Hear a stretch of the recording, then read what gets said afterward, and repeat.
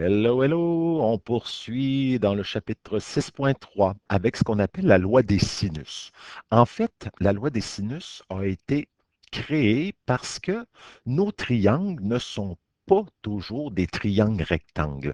Donc, on pourrait avoir un triangle quelconque, donc qui n'est pas rectangle. Et à ce moment-là, j'ajoute ce texte-là très important en rouge pour les triangles quelconques, donc c'est-à-dire quand ils ne sont pas rectangles, il est interdit d'utiliser Sophie, Caddy ou Topade. Je l'encadre, je veux que tu retiennes ça.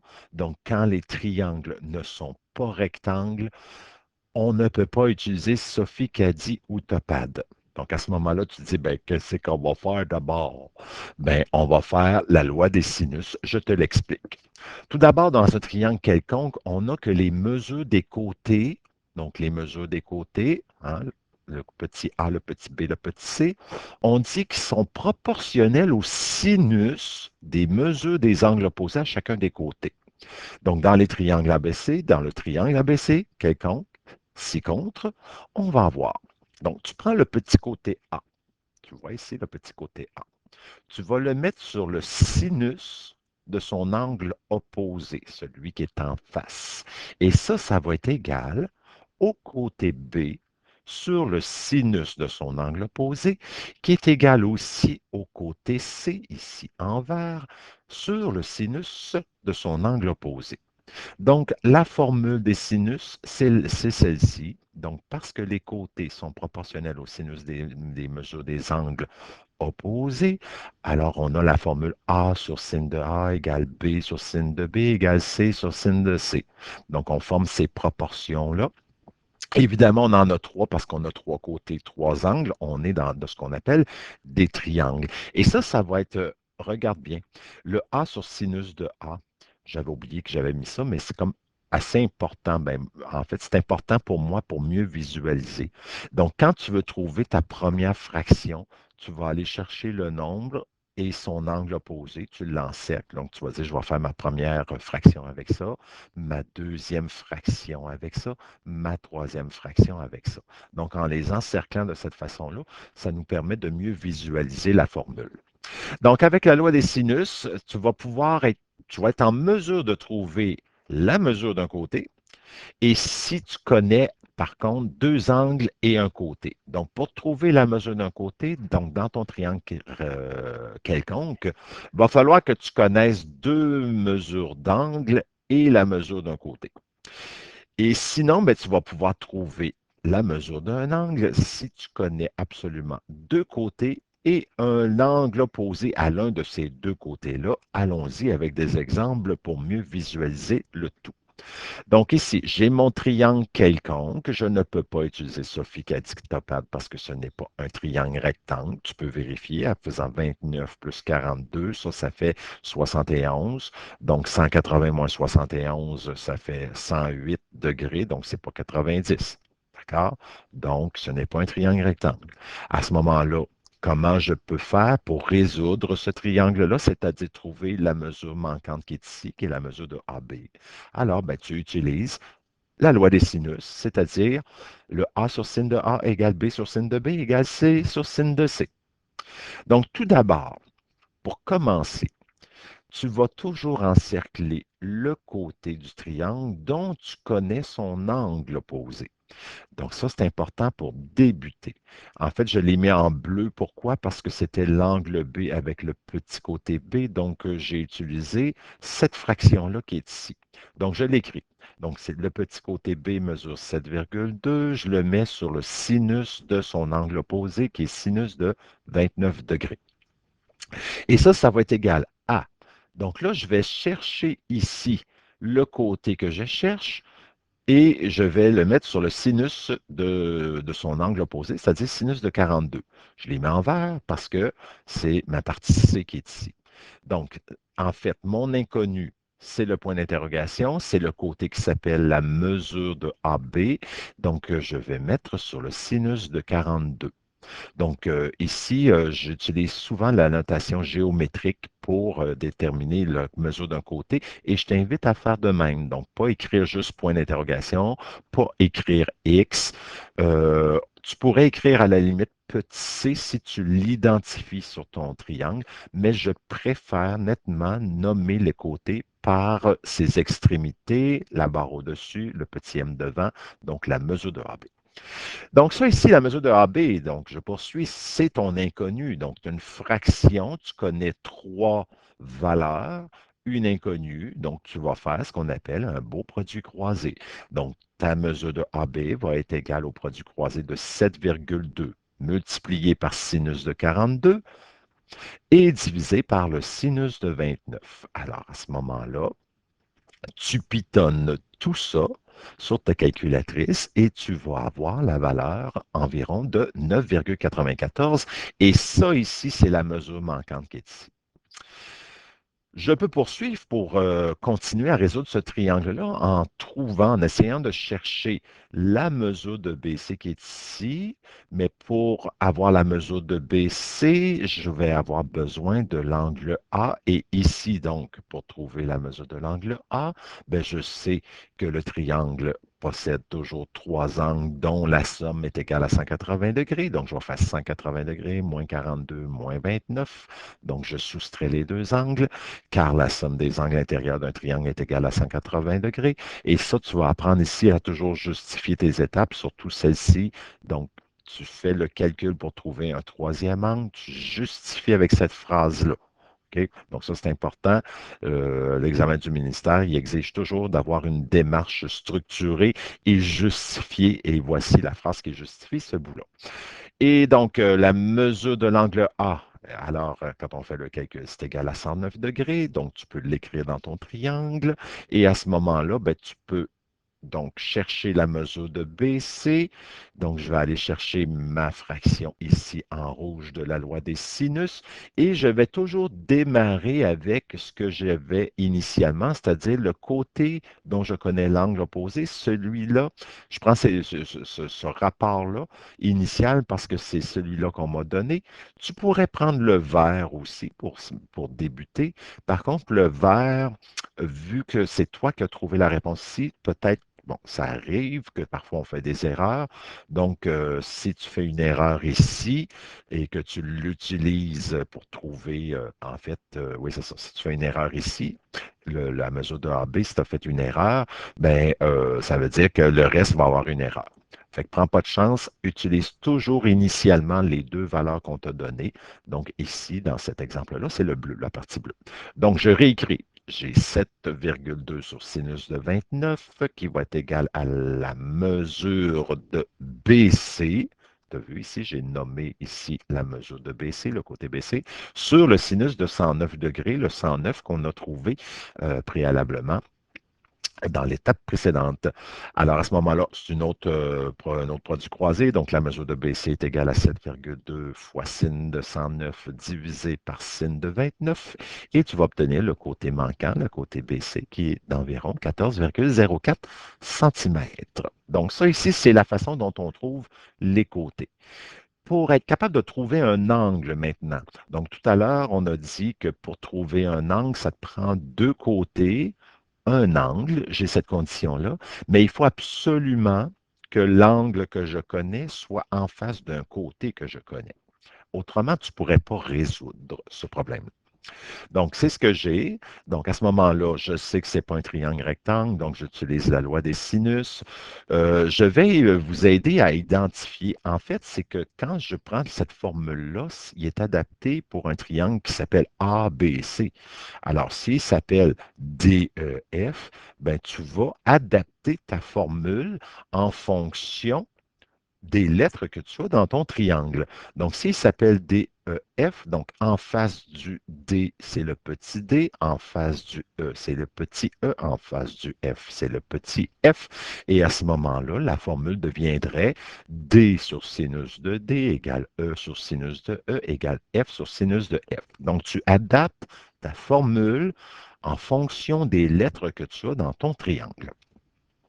Donc là, je peux commencer. Donc, je connais un côté et son angle opposé. Donc ici, ça donne que c'est ma partie bleue. Donc, je vais écrire 18 sur sinus de 110 est égal à, je cherche l'angle F, donc l'angle F qui est associé avec le petit côté F, donc qui est 15, ce qui veut dire que à la place du petit f vert, je vais mettre 15 sur sinus de... Ah, là, je ne connais pas l'angle. Ben, c'est ça, mon inconnu. Donc, ça va être sinus de f. Puis ici, là, c'est important dans la loi des sinus, là.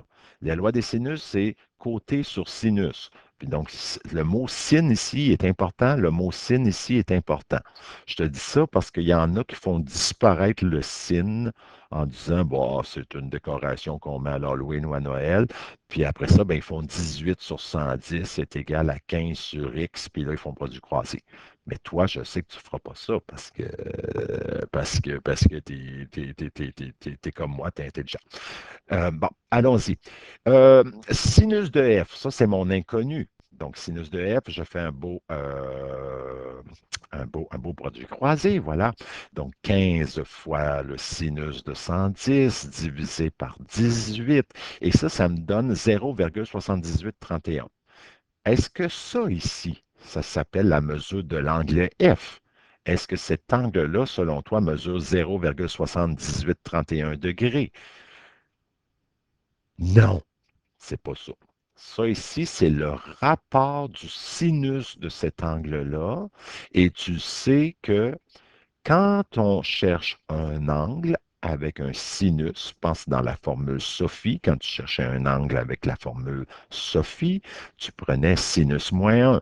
Ben, ici, c'est la même chose. Tu vas maintenant, ici, c'est clair que c'est un angle que je cherche. Donc, au lieu d'écrire sinus de f égale produit croisé égale 0, truc muche, ben, tu vas plutôt écrire, ben, je cherche la mesure de l'angle f qui va être égale au sin moins 1 du produit croisé. Donc, dans la parenthèse, tu mets le produit croisé que tu dois faire pour isoler le sinus de f. Et là, tu écris ça tel quel sur la calculatrice, donc 15 fois sinus 110. C'est sûr que sur la calculatrice ici, ils vont te dire, mets une parenthèse là, ferme la parenthèse ici, divise par 18, referme la parenthèse, et tu vas avoir ton angle de 51,54 degrés. Donc, on a trouvé l'angle. Après ça, ben, tu peux trouver la mesure de l'angle D. Donc, tu fais 180 moins 110 moins 51,54, l'angle qu'on a trouvé, car la somme des angles intérieurs d'un triangle est égale à 180. Tu vois, j'ai justifié. Alors, la mesure de l'angle D vaut 18,46. Tu l'inscris dans ton triangle et là, tu es en mesure de trouver le petit côté D, c'est-à-dire la mesure de EF. Donc, allons-y. On débute avec, initialement, on avait le rapport 18 sur sin de 110 et je vais pouvoir dire que c'est la mesure de EF sur sin de 18,46, produit croisé. Voilà. Tung, ting, ting. Ça va te donner un côté qui mesure 6,07 mètres. Il ne faut pas oublier les unités de mesure. Bon, oui, ça va avec ça. Donc, cas particulier. Ça, c'est important, là, si tu ne te sens pas très bien concentré, prends une pause, va te chercher un verre d'eau, va aux toilettes, va prendre une marche, va faire un jogging de 15 minutes, reviens. Parce que ce bout-là, c'est important. Et quand tu reviens, si tu as mis sur pause, n'oublie pas de remettre sur play. Alors donc, cas particulier, on est dans la loi des sinus. Pour chacun des triangles, trouve la mesure de l'angle B. OK, donc là, c'est un triangle pas rectangle. Ça, c'est un triangle pas rectangle. Ça veut dire que dans les deux cas, je vais appliquer la loi des sinus. Donc, ici, je vais débuter par côté sinus de l'angle opposé. Ensuite, je vais trouver la mesure de l'angle B parce que c'est ce qu'on me demande de trouver dans ce cas ici. Donc, je forme ma fraction. Donc, 5,5 sur sin de B est égal à 3 sur sin de 25. Là, tu as vu, je n'ai pas écrit 3 sur sin de 25 en premier. Puis ensuite, c'est juste que j'ai respecté l'ordre. Mais tu aurais le droit d'écrire 3 sur sinus de 25 égale 5,5 sur sinus de B. Ça revient au même. OK? Ça revient au même. Donc là, mon inconnu. Donc, il faut toujours que j'ai dans l'idée que je cherche la mesure de l'angle B. Donc, quand tu cherches la mesure d'un angle avec la loi des sinus, il faut que tu fasses sinus moins 1 du produit croisé quand tu isoles ton inconnu sin B. Donc 5,5 fois sin de 25 divisé par 3. Donc ici, j'ai débuté par sin de 25, tu sais, ça se peut. Sin de 25 fois 5,5 ou 5,5 fois sin de 25, c'est pas grave si tu mélanges. Bon, à ce moment-là, donc divisé par 3, donc sin moins 1. Donc mon angle ici, il vaut 50,8 degrés. Puis là, tu te mets une étoile, bravo, parce que là, tu sais, on est rendu bon. On est rendu bon avec la loi des sines. OK. Je continue, donc je vais faire la même chose. Donc je cherche la mesure de l'angle B. Donc j'en sais 3 sur sin de 25 est égal à 5,5 sur sin de B. Donc voilà. Puis là, ben, c'est drôle, hein? C'est comme pas le même triangle, mais j'ai comme le même produit croisé, ce qui veut dire que si je veux trouver la mesure de l'angle B qui est ici, ben, je vais faire sin moins 1 du même produit croisé que lui, je pitonne et ça me donne 50,8 degrés. Et je m'aperçois qu'ici, l'angle B qui vaut 50,8 degrés, je me questionne, je me dis, mais voyons, ça se peut pas. Y a-t-il une erreur dans le triangle? Non, le triangle, ça se peut que ce côté-là mesure 3, qu'il y ait un angle obtus ici, puis que ça se peut. C'est juste qu'il n'est pas de la même forme, il n'est pas pareil, mais j'ai les mêmes mesures, mais j'ai un angle aigu, j'ai un angle obtus. Qu'est-ce qui se passe? C'est quoi, là? C'est quoi le problème ici? Ben, le problème, je te l'explique. Un petit rappel sur la définition des angles supplémentaires. Donc, des angles supplémentaires, c'est deux angles dont la somme est égale à 180 degrés. Donc, si je dis que B est supplémentaire à A, ça veut dire que la mesure de l'angle A plus la mesure de l'angle B est égale à 180. Puis, si tu veux trouver l'autre, ben, tu fais 180 moins l'autre. Bon, allons-y. On va prendre sinus de 30. Prends sinus de 30, prends ta calculatrice, pitonne sinus de 30, et ça va te donner 0,5. Là, on va faire la même chose avec le supplémentaire de 30 degrés. Donc, le supplémentaire de 30 degrés, c'est 180 moins 30, c'est-à-dire sinus de 150. Donc, ici, j'avais l'angle de 30, j'ai pris son supplémentaire, et je regarde, je pitonne, je fais ça sur la calculatrice, ça me donne aussi 0,5. OK. OK, donc le sinus de 30, sinus de 50 me donne la même chose. Je vais aller voir avec un autre angle. Bon, j'ai pris 60. Si je prends sinus de 60, ça me donne 0,8860. Donc, je vais chercher le supplémentaire. Le supplémentaire 60 degrés, c'est 180 moins 60, donc 120. Je pitonne, ça me donne la même chose. Tu pourrais faire ça avec tous les angles. Prends le sinus d'un angle aigu, puis tu vas t'apercevoir qu'il est égal au sinus de son supplémentaire. OK, ben c'est justement une conjecture que je peux émettre à partir de ça, c'est que si le sinus de A, le sinus d'un angle, il va être égal au sinus de son supplémentaire. Puis, on sait que si je ne connaissais pas 30 degrés, je dis, mettons, sinus de A égale 0,5. Tu ferais sinus de moins 1 de 0,5, puis ça, si tu le fais, ça te donne 30.